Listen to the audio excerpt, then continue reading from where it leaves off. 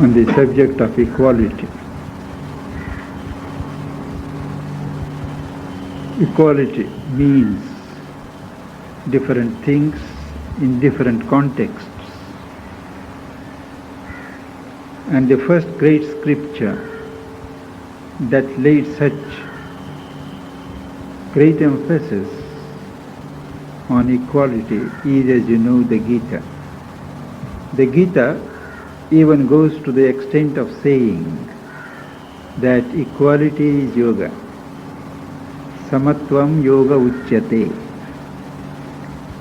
And the Gita is right, because without acquiring some poise of equality,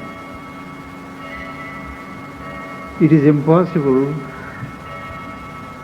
to make any headway in yoga of whatever kind. If yoga means to arise out of our lower nature and establish ourselves in the higher nature leading to the divine, equality is the first step. Whatever the kind of perfection that we envisage, equality is indispensable. In fact, equality is the foundation of perfection. However, we conceive of the divine as something to be adored, to be loved, or to be known. Either way, we have to have an equality of heart and an equality of mind.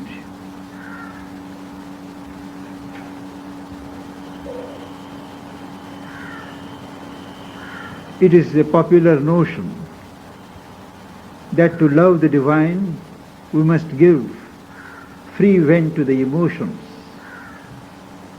They weep uncontrollably. They even undergo certain wild movements of ecstasy. We see so many photographs eulogizing them as movements of bliss. Actually, one surrenders oneself in these exercises to movements of wild, excited nature, which is far, far away from the peace and the silence of the self, from the harmony of the soul, without which no spiritual life worth the name is possible. This equality is not of the mind alone.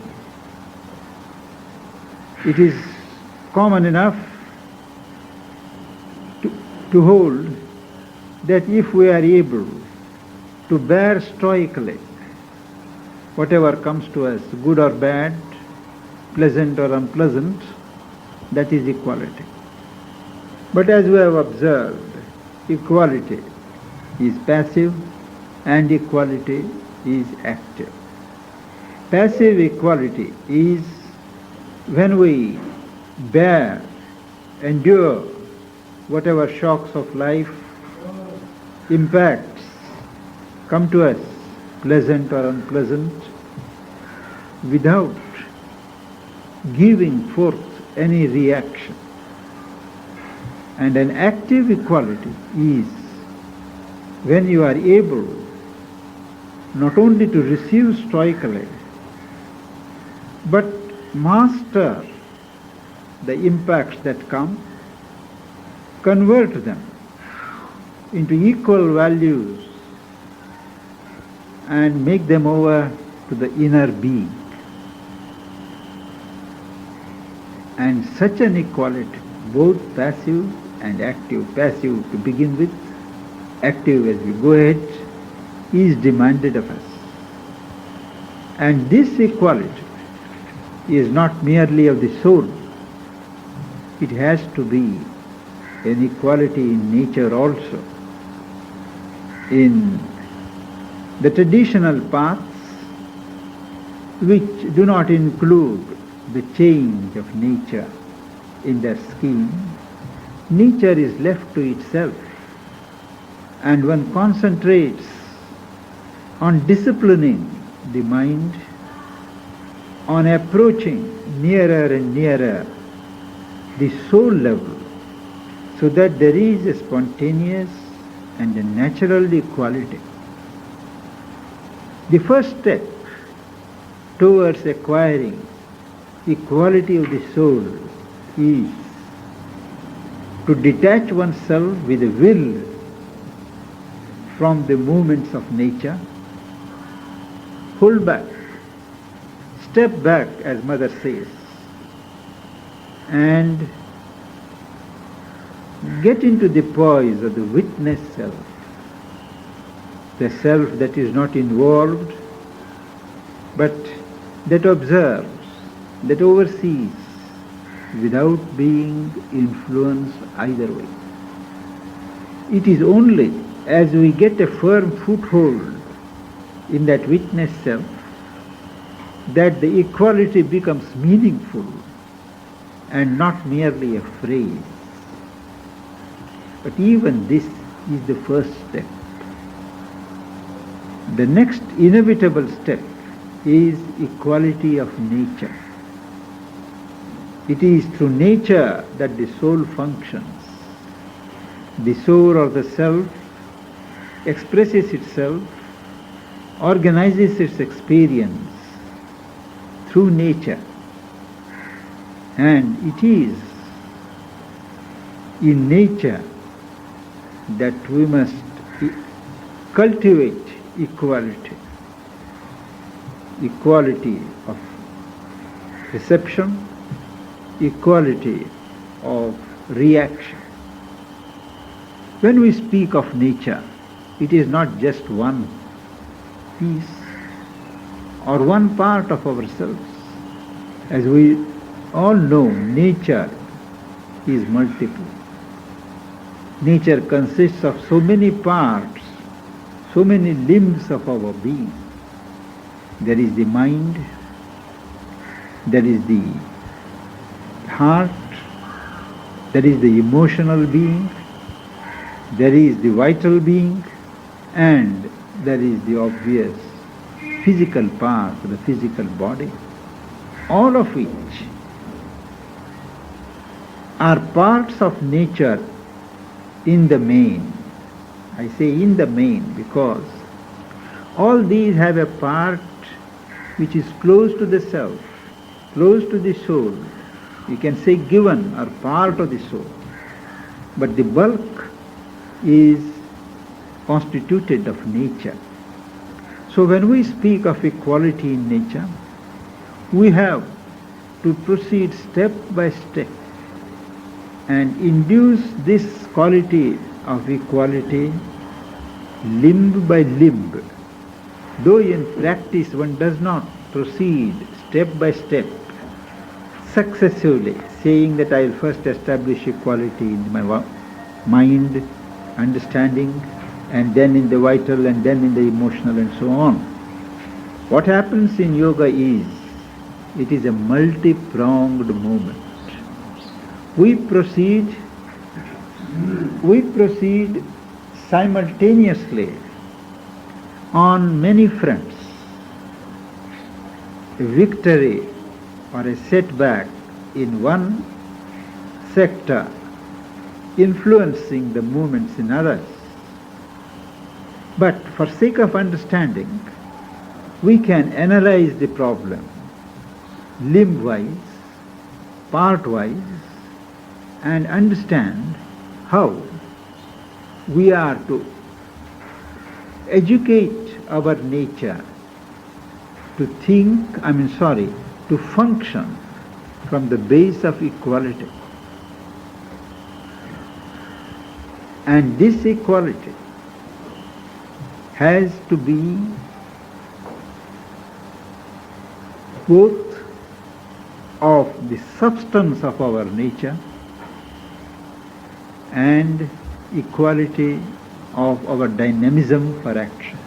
Because nature can very well remain quiet, silent, without acting, so to say. In a sense, it is not possible for nature to remain totally inactive. But beyond a certain surface movements, it is possible for nature to withhold itself from action. But the equality that we speak is double-sided. Equality of substance, equality that is built up for effecting a change in substance, and equality that is necessary for a divine action.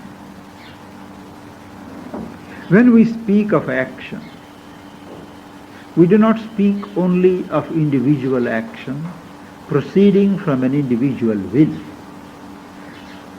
Our action, our life itself, is a part of a general, universal action that is going on. We are only a fragment. Each individual is only a fragment, though a meaningful fragment. And the action that I do, for instance, has to be seen in the context of the general action of the universal forces around me. My actions cannot be interpreted or studied in their isolation. What makes me do things in the way I do? Is it entirely my whim? Or is it something in the atmosphere, something in the forces of the universal forces moving that impel me to think in the particular way I do? This attention to the laws of action in the universe, understanding of their processes, is indispensable before one can assimilate the sense of equality. If someone, for instance, comes and speaks harsh words to me, is it possible for me to be truly equal in my attitude unless I understand what is behind that action? What makes that person speak so harshly? What could have happened? It is easy enough to have a rule that whether a man abuses me or praises me, I should not be affected. That is a mechanical rule. That helps nobody. But if my equality of reaction is based upon an understanding why people behave as they do, what are the forces or pressures or stresses in the atmosphere that are reigning, that helps to react in a less involved way and a more understanding way. And this is necessary for self-mastery. An understanding of others, not merely of my own constitution, not merely of my own mental grooves, but of others, the psychology of others, the behavior of others, the impulsions that activate them, that is necessary for me to acquire a certain self-mastery. And without self-mastery, as is well known, no all-mastery is possible. They speak of swarat, self-mastery, and samrat, all-mastery. But unless one's mastery over oneself is complete, or adequate, one can certainly not acquire any mastery worth the name on others or on all in the environment. This fulfilled an understanding and an assent to the laws of the universe. Third is, we have to observe ourselves, how far our reactions are ego-based and how far they are based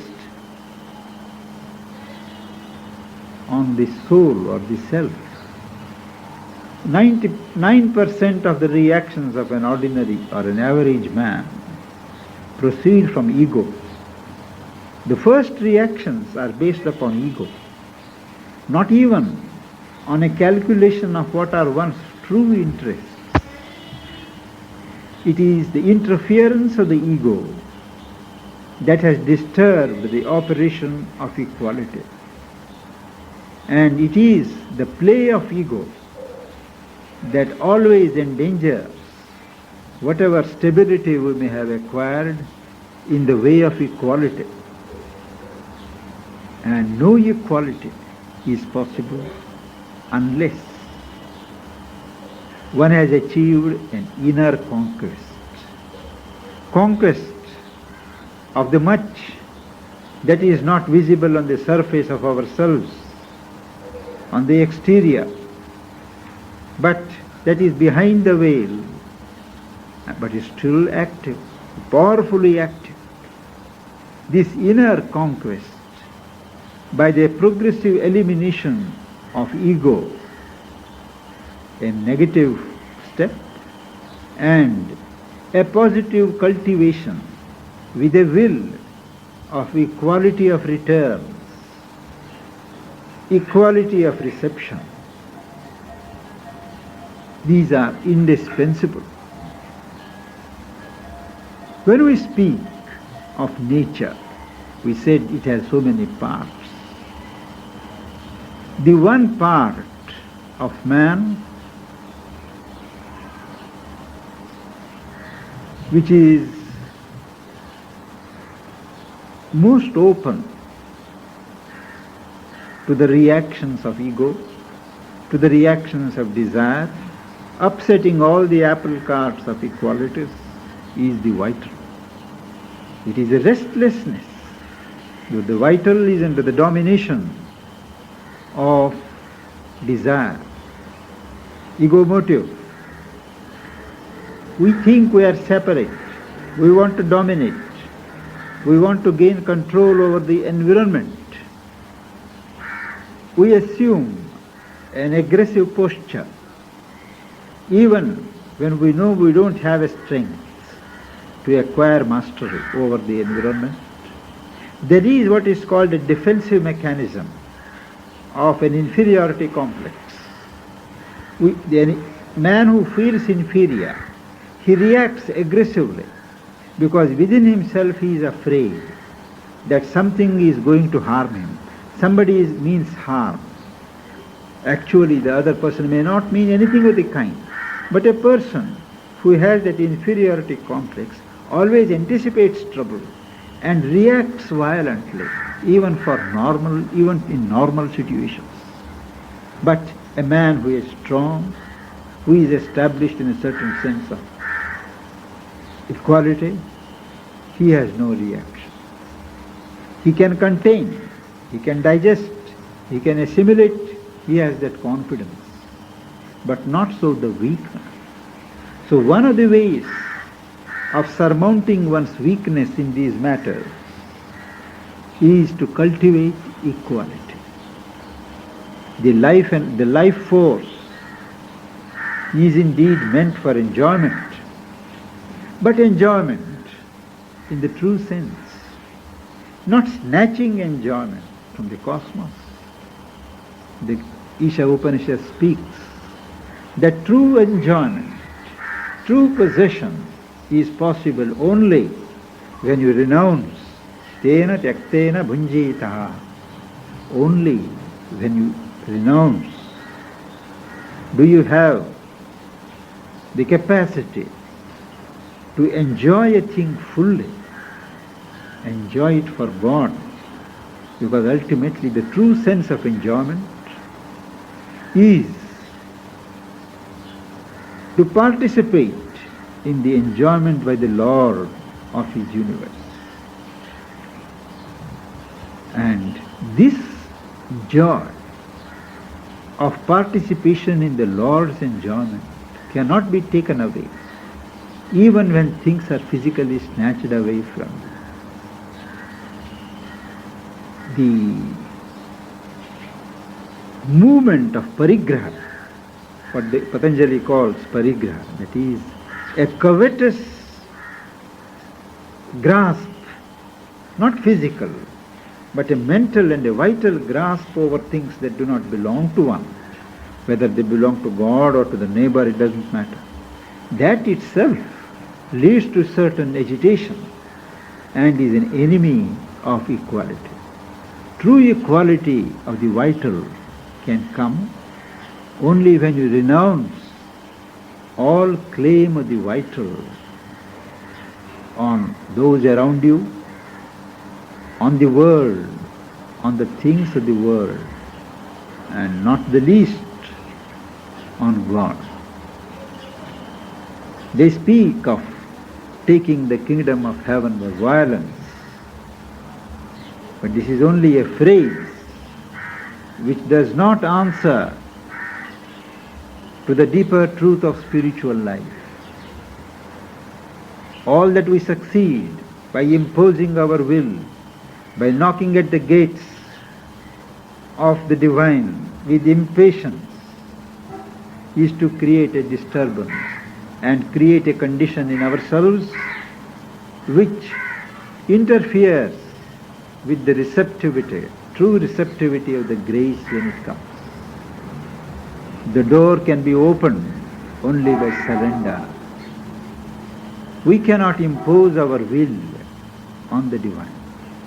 The Upanishad is very clear on this point. I believe it is in the Katha or in the Mundaka, I have no exact recollection, that he whom the self chooses, only to him the self bears its body. The doctrine of grace, the first end of the grace, doctrine of grace, is the choice is not human. The choice is the divine's.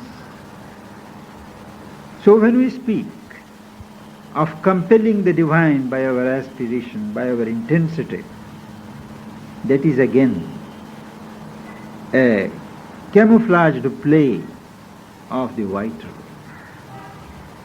The true attitude here also, even in spiritual dimension, is one of equality. Surrender and wait upon the will of the divine. Wait without anticipation, without determining in advance that he should open the door today and not tomorrow. The true attitude is his will be done. Whether it is today or tomorrow, it does not matter. All that matters is that he opens the door one day and of which we are certain. So this equality of poise, an ability to wait, that is an acme of the vital equality. The vital has many fields. The vital has its own vital field, the vital interferes in the emotions, the vital interferes in the mind. But even in the spiritual, the vital comes by the back door. The seeker can never be over careful in checkmating the demands of the vital. And the one sovereign means for correcting, changing, and helping towards the eventual transformation of the vital is the cultivation of equality. Equality in small matters. So often we are asked How to cultivate will? I have no willpower. Actually, one starts with small things, day-to-day things that are placed before them.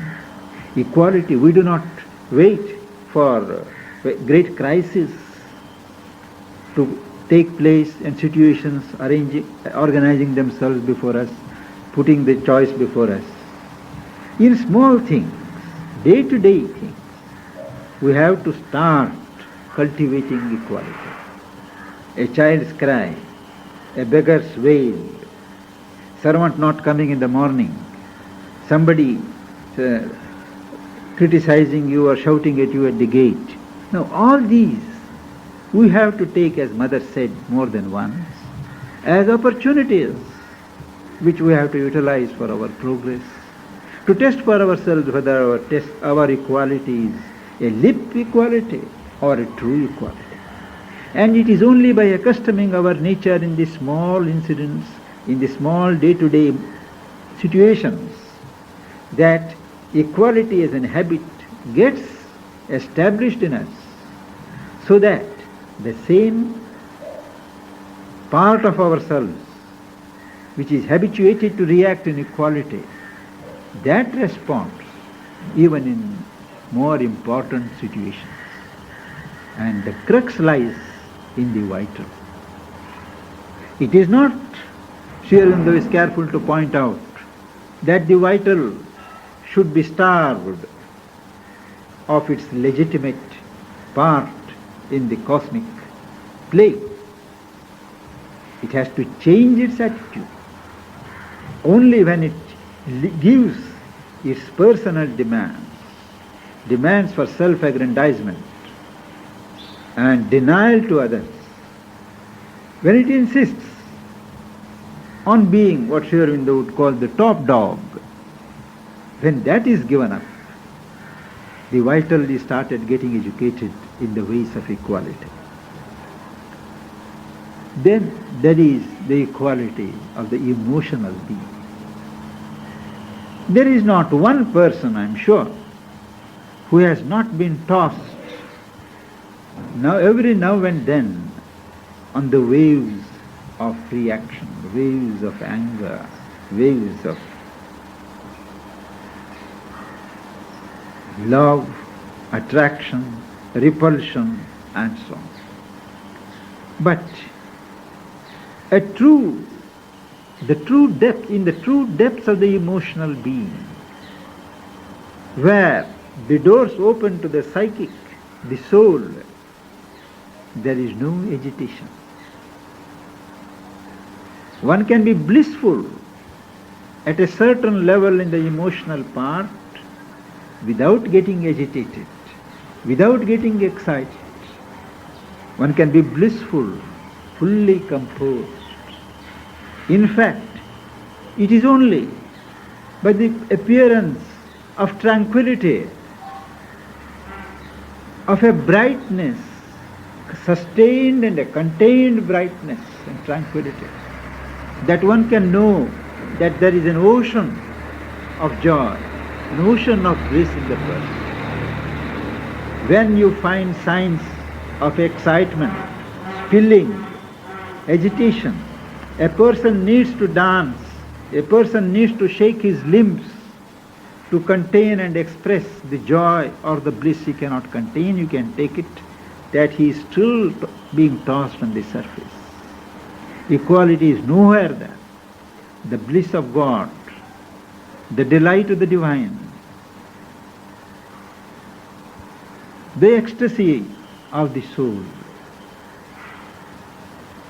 can come only when the emotional being has learned to be tranquil, to hold things in an attitude of equality.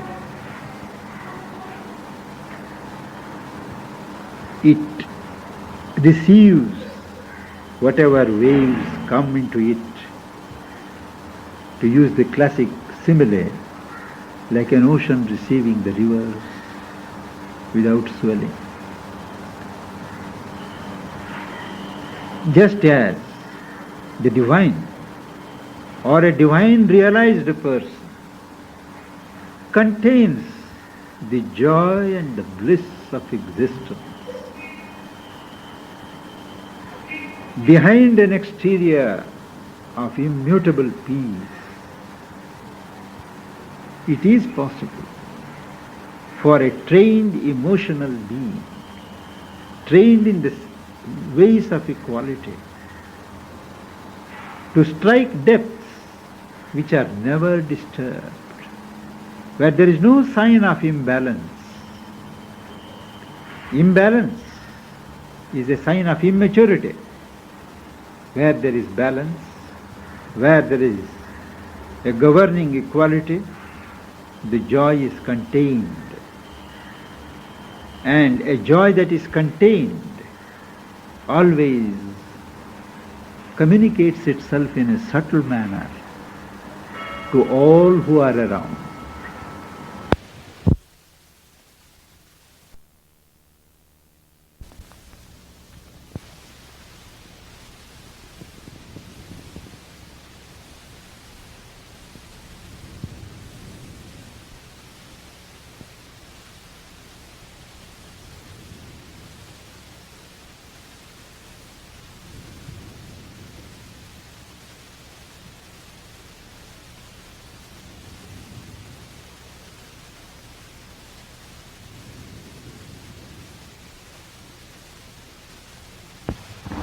Says the Kena Upanishad, all beings yearn and turn.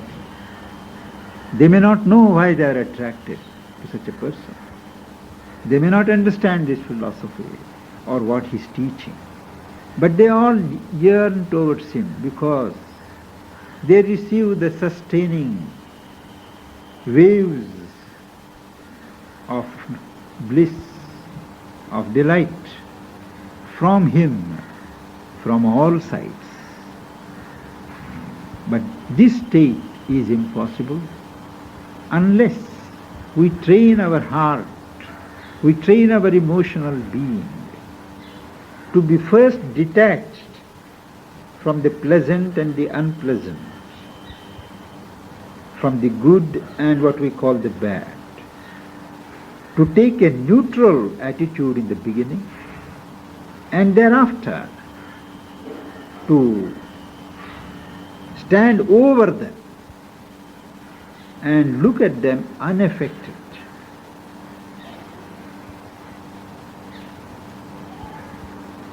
Speaking of the heart, an equal heart is possible only when the desire soul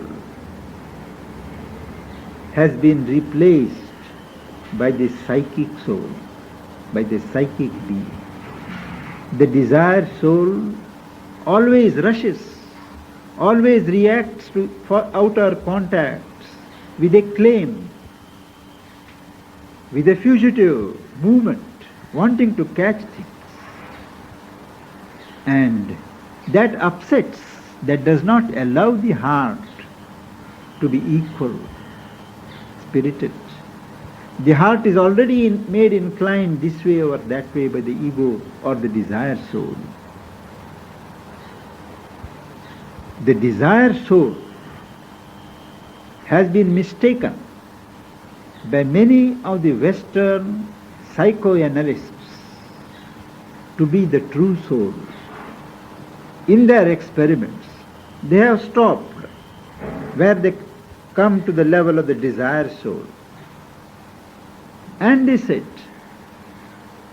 that all life is pleasure motived. For every action, for every movement, the motive is one of pleasure. Because pleasure is what the desire soul seeks. This is a perversion. Both the desire self and the pleasure that the desire self seeks are a refraction, are a perversion of the true soul inside, which seeks delight. Pleasure is a counterfeit coin, the original of which is delight. Delight does not depend upon an external cause. Delight is self-caused, whereas pleasure is caused by something from outside.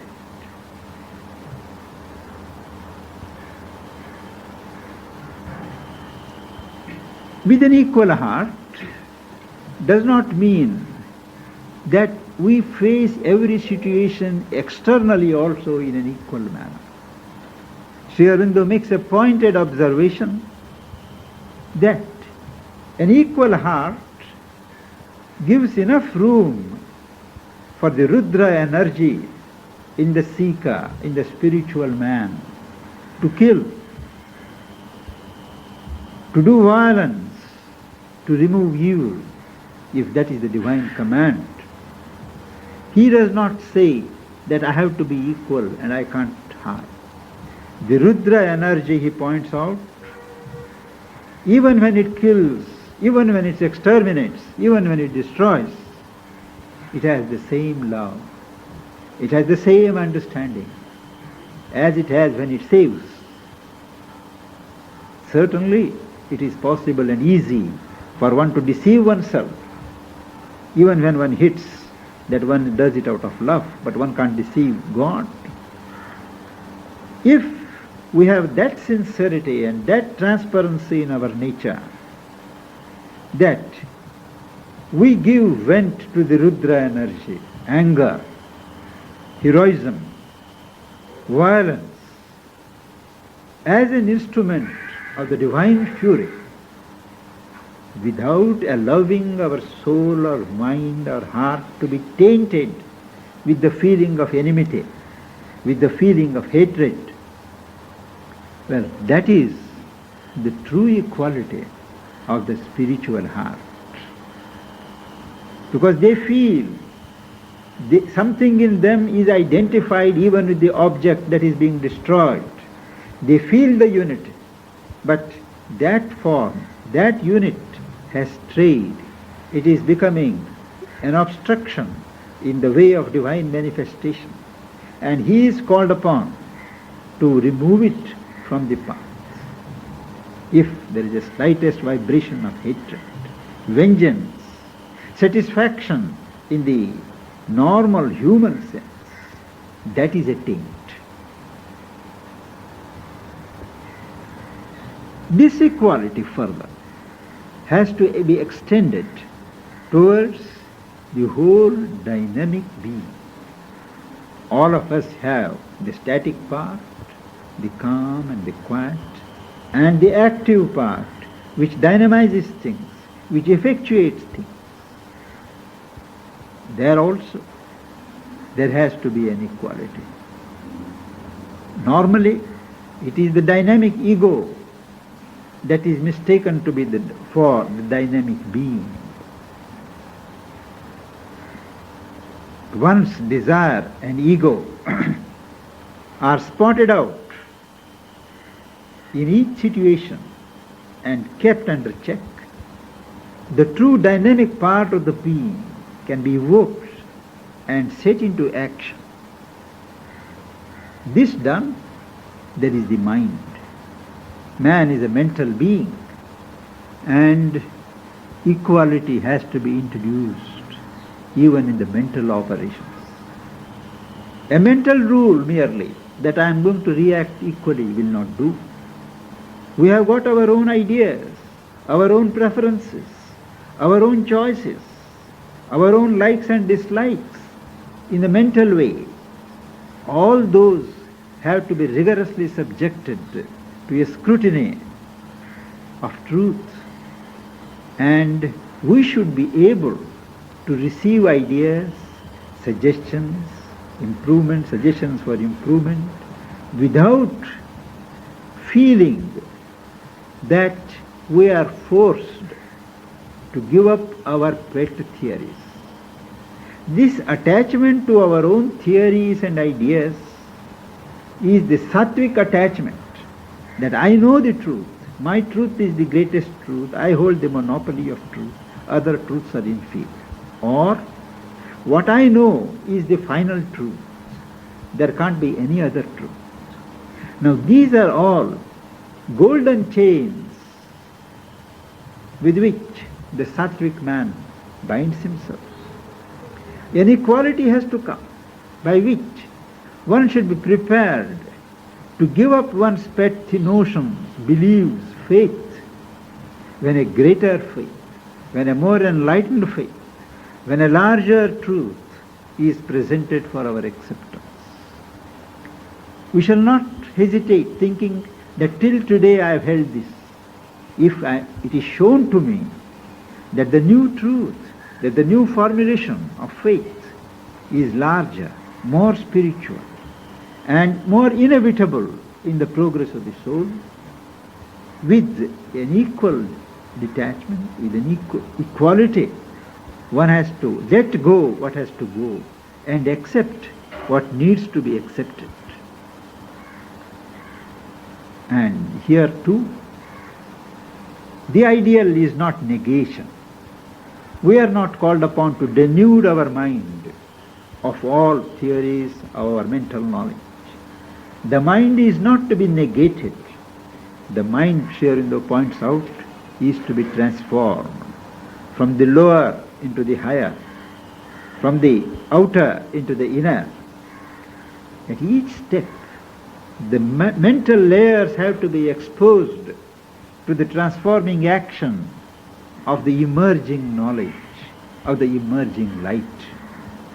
There we shall not have any preferences, whether this is consistent with the beliefs and faiths that I have inherited, that have given meaning to my life all along. We shall not coop up ourselves into small caves of mental formula. Knowledge is large. Truth is limitless and exhaustless. It cannot be inexhaustible. Every moment in creation, new truths are being released for manifestation. And a seeker who has achieved equality in the mind, he welcomes. He stands without fear and receives the new truths, the new knowledge, without being agitated, without the least hesitation. And when all these types of equality, the vital, the emotional, the heart, the mental, are established, one grows into a spiritual dimension where also there is a spiritual equality, and spiritual equality is the equality of an integral Sat-Chit Ananda. One doesn't open the doors only to the peace of the Absolute. One allows a full play of the diverse formulations of existence. One allows a full dynamism to the force of divine consciousness, the Chit. And one allows all formulations of the delight of the divine to flow through oneself, not only to flood one's being, but flow through one into the environment, all the while remaining unaffected, not swept away, but on the rock of equality. Equality is the foundation. Equality is the crown of perfection.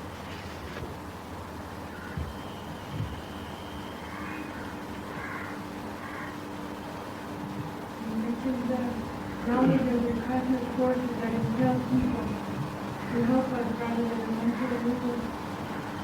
Can you say more about that? That is, we shall not judge things by their surface movements. The surface movements do not explain anything. We have to go behind the surfaces, and that is where the science of psychology, parapsychology and these things come. Because behind a certain act, an expression or a speech. There is a lot behind. Why person, the behavioral science, that has to be known. We don't call it in such big words. But the thing is, there are forces of harmony, there are forces of compassion and love, forces of oneness, as also forces of disunity, disharmony, clash. Now, to which set of forces is one open? How do they react? If you once think for a moment of those possibilities, you are surely going to get less angry with the person who misbehaves. The point is, equality shall not be a mechanical equality. Equality has to be an understanding equality. When it is understanding, it is a living equality. And you grow. By each exercise of equality, you grow. Otherwise, it is a mechanical rule, a moral rule, an ethical rule, which may or may not further your spiritual growth.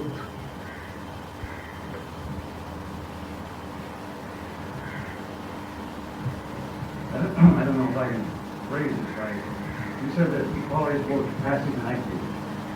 And I suspect that the passive side is the witness, the approach to that, which I presume to be timeless. And then once you get that, then you learn to deal with equality, the reactions in the active side. Yes. Now, is there any procedure as to which side should be approached first? Normally, the passive or the static equality is cultivated first. What the Greeks called stoic. The stoic attitude of not being upset at anything, bearing everything with a certain indifference. That has to be first done because we are all so much involved and lost in the movements of nature that the first step is to bear without moving. Next step is to withdraw. Thereafter, to rise above. Is it possible, though, for some people who want every moment, who can watch that every moment, time side, keep on, stay in the center, not be divided, off balance, you know what I mean? If you ever finally come to a oneness and approach it from that side, and then enter finally into the witness side, that's that. Actually, what happens in yoga is we function on all the levels. There is a level on which we live in a sort of a passive attitude. Simultaneously, there is another level where the will starts acting in an active way. So, these things don't go step by step. Though for mental understanding and clarification we study them that way. Man lives simultaneously on so many levels. And the more integral a man, the more evolved a person is, he functions on more levels.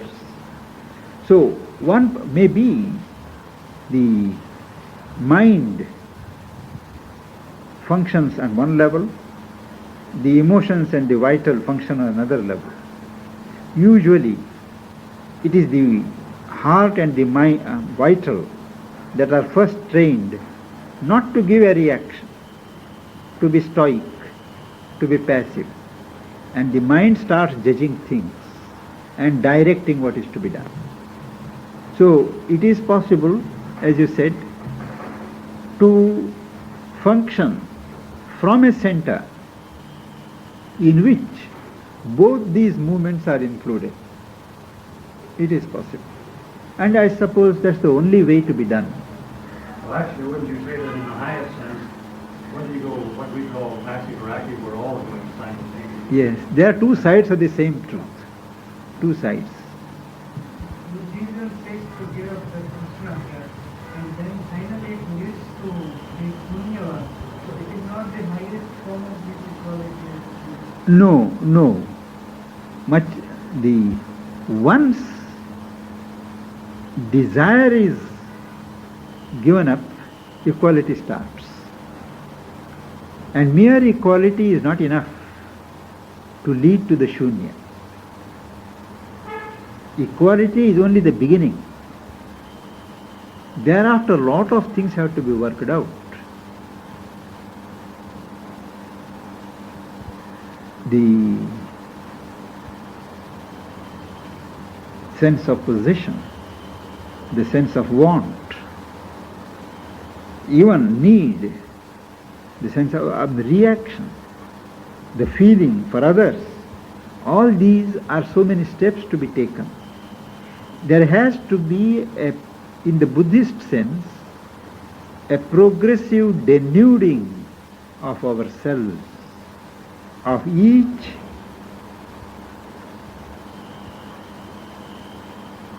sheath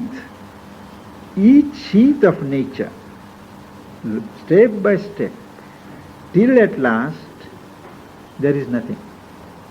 They do not believe in a soul. They say everything is a bundle of samskaras and impressions, and each layer of impressions, as it is shed by meditation, by concentration, detachment, discrimination, removed and shed, one becomes lighter and lighter, till one fortunate moment when all the karma that has been collected during so many births, it is exhausted, and like a wick in a wind that goes out, what was there is no more there. So there are many steps, but the first step is the trishna, the desire, the thirst, as they say. That thirst has to be removed. But it starts, the thirst is easily removed from the mind. But to remove the thirst from the vital, to remove the thirst from the physical, is extremely difficult. Because the thirst is embedded in the cells. The thirst is embedded in the vibrations of the vital. Mentally we can decide, I am not going to desire it. The vital wants, the physical craves for it. It is to eliminate them that more time, more discipline, perhaps lives of discipline are required. And the same says here in this context to live in the witness force of to live in the purusha. To live in the witness is different, and to live in the Purusha is another, because when you speak of Purusha, it can be the dynamic Purusha, the Purusha who presides over the activities of Prakriti or Shakti. The Purusha who stands behind and watches is only the first front.